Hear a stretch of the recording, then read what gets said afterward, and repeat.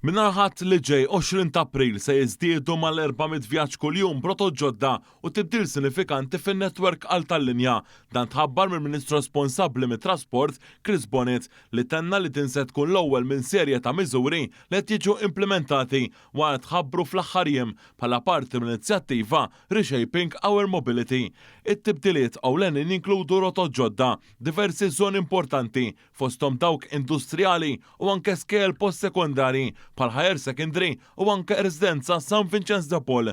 Ingħad li saru modifiki fir-rotot eżistenti biex jintlaħqu żoni residenzjali li qabel ma kinux jintlaħqu waqt li se jkun hemm żieda fil-frekwenza ta' diversi rotot popolari. Il-vjaġġi se jibdew aktar kmieni biex iservu aħjar lil ħaddiema u lill istudenti. Il-General Manager tal-Malta Public Transport Konrad Pule spjega li bis-seta jsir dan it-titjib qed jiġu investiti 6 miljuni euro oħra fejn fl-aħħar ġimgħat inġibu 25 karozza linja ġdida fis-servizz.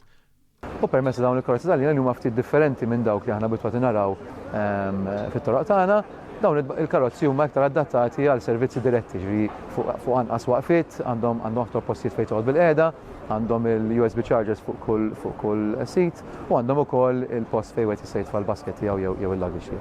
L-idea hija li kemm jista' jkun iħeġġu aktar nies li jużaw trasport pubbliku permezz dawn ir-rotot il-ġodda. Il-Ministru Bonnet sostna li dawn it-tibdiliet huma frott ta' proċess estensiv ta' konsultazzjoni mal-pubbliku. Naf li mhix faċli, imma jekk kollha kemm aħna nagħmlu dik it-tikka effort flimkien, il-gvern l-idea differenti, l-alternattivi se jkun qiegħed jagħmilhom. L-industrial estates issa min jaħdem hawn jista' jiġi bil-karozza tal-linja m'għandux għalfejn jaqra l-karozza.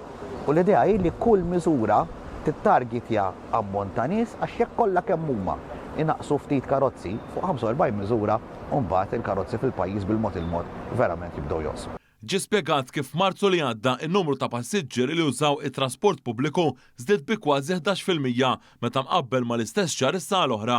Dan filwaqt li mill-bidu għas-sena s'issa n-numru ta' vjaġġi għat-trasport pubbliku żdiedu bi kważi 8% avvolja l-2024 kienet sena rekord f'dan ir-rigward b'aktar minn 75 miljun vjaġġ li saru fit-12 xahar tiegħu.